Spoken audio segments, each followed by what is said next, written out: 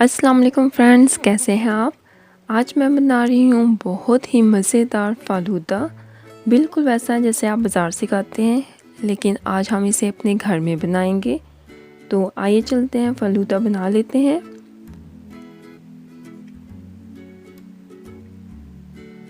فالودہ بنانے کے لیے سب سے پہلے ہم اس کی سوئیاں بنائیں گے۔ تو میں نے ایک پین لیا ہے اور اس میں ڈالوں گی 2 کپ پانی۔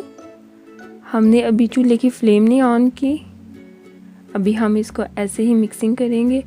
اور میں نے اس میں ڈالا ہے 1 ٹیبل سپون چینی۔ چینی ڈالنے کے بعد میں نے اس میں کارن فلاور ڈالا ہے۔ ابھی ہم نے چولہے کی فلیم نہیں آن کی، اب ہم اس کو اچھے سے مکس کر لیں گے۔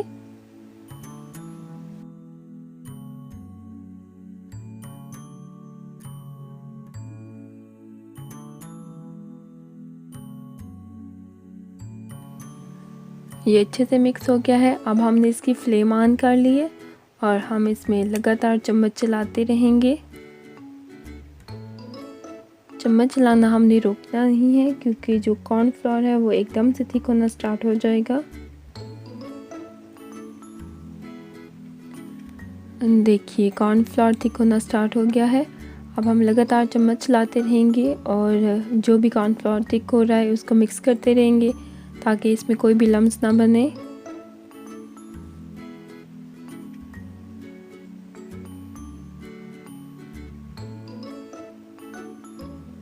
ہمیں ایک سموتھ سا ٹیکسچر چاہیے اس کا، اس لیے ہم اس کو اتنی دیر تک پکائیں گے جب تک اس کا کلر وائٹ سے بالکل ٹرانسپیرنٹ نہیں ہو جاتا۔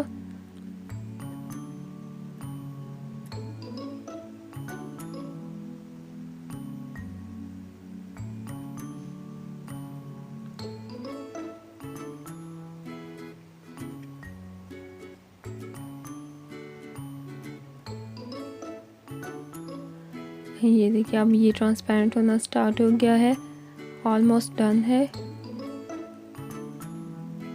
یہ دیکھیے بالکل ٹرانسپیرنٹ ہو گیا ہے، یہ ہمارا تیار ہے۔ اب ہم ایک سوئیاں میکر لیں گے اور اس میں ڈالنا سٹارٹ کریں گے۔ یہ ہم نے گرم گرم ڈالنا ہے، اگر یہ ٹھنڈا ہو گیا تو یہ پھر کسی کام کا نہیں رہے گا۔ سوئیاں میکر کو ہم نے اندر سے آئل کے ساتھ گریس کر لیا ہے اور اب ہم اس کے اندر اس کو فل کر لیں گے۔ اگر آپ کے پاس سوئیاں میکر نہیں ہے تو آپ کسی پلاسٹک کی تھیلی کی کون بنا کے اس کو بھی یوز کر سکتے ہیں، یا پھر پلاسٹک کی بوتل کو، تو آپ اس سے بھی بنا سکتے ہیں۔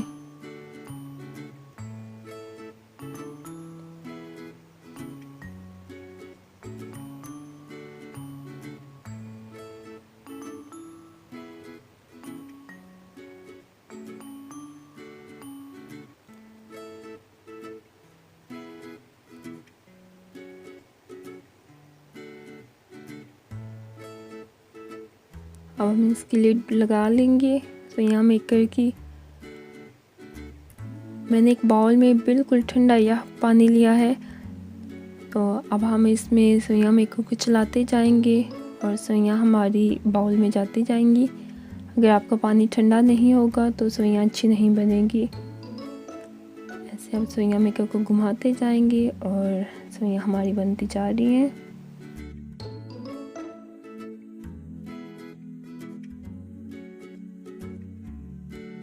اب ہم اس کو 15 منٹ کے لیے فریج میں رکھ دیں گے تاکہ جو ہماری سوئیاں ہیں وہ اچھے سے سیٹ ہو جائیں۔ اگر ہم نے ان کو بھی یوز کیا تو یہ ٹوٹ جائیں گی۔ اب میں ربڑی دودھ بناؤں گی، تو ربڑی دودھ کے لیے میں نے ایک پاٹ میں لیا ہے دودھ میں نے لیا ہے 2 کپ۔ 1 کپ ہم نے پہلے ڈالا ہے اور 1 کپ میں ابھی ڈال رہی ہوں، تو 2 کپ ہم نے دودھ لیا ہے۔ تو اب ہم اس کے بوائل آنے کا ویٹ کریں گے۔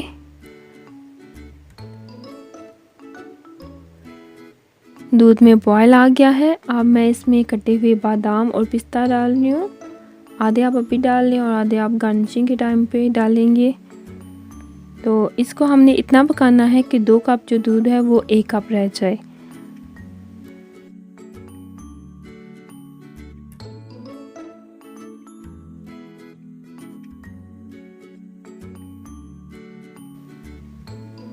اب میں نے اس میں ڈال دیا 1 ٹیبل سپون چینی، دودھ بوائل ہوتا رہا ہے اور یہ 2 کپ سے 1 کپ رہ گیا ہے، کیونکہ فالودہ جو ہے وہ ٹھنڈا اچھا لگتا ہے، تو اس میں ہم جو بھی چیز ڈالیں گے وہ ایک دم چل، بہت زیادہ ٹھنڈی ہم ڈالیں گے، تو اس لیے ہم ربڑی دودھ کو فریج میں رکھ دیں گے تاکہ یہ اچھے سے ٹھنڈا ہو جائے۔ اب ہم فالودہ کو اسمبل کریں گے، تو اس کے لیے ہمیں چاہیے سوئیاں جو ہم تیار کی تھی، ربڑی دودھ، جیلی، آئس کریم، تخم لنگا،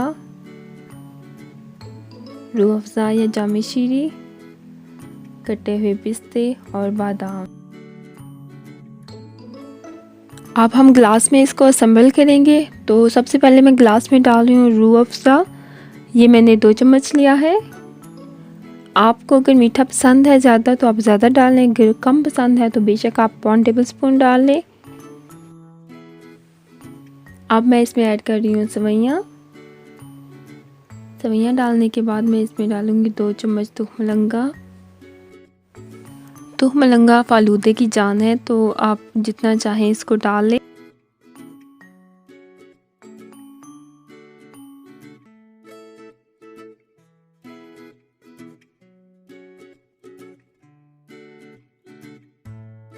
تخم لنگا ڈالنے کے بعد میں اس میں ڈال رہی ہوں آئس کریم۔ یہاں میں نے لیا کلفہ آئس کریم، تو آپ اپنی مرضی کا کوئی بھی فلیور لے سکتے ہیں۔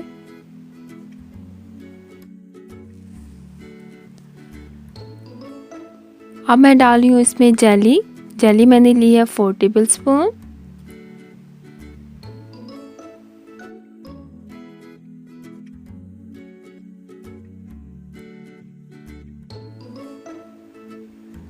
جیلی ڈالنے کے بعد میں اس میں ڈال رہی ہوں ربڑی دودھ، یہ میں نے لیا ہے 3 ٹیبل اسپون۔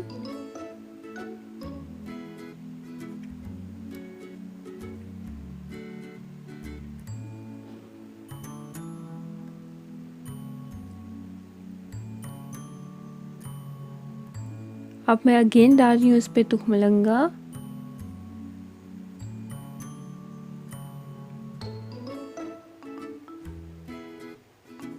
تخم لنگا ڈالنے کے بعد اب میں اس میں ڈال رہی ہوں کٹے ہوئے بادام اور پستہ۔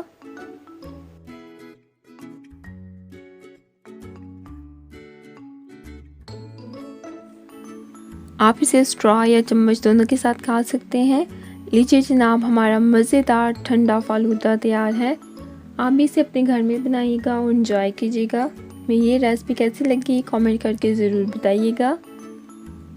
ویڈیو اچھی لگے تو لائک اور دوستوں کے ساتھ شیئر کریں۔ اگر آپ میرے چینل پہ نیو ہیں تو لال سبسکرائب کے بٹن کو دبا دیں اور اس کے ساتھ لگے بیل آئیکن کو بھی، تاکہ میں جب بھی نیو ویڈیو اپلوڈ کروں آپ کو اس کا نوٹیفیکیشن مل جائے۔ اپنا اور اپنے گھر والوں کا خیال رکھیے گا۔ اللہ حافظ۔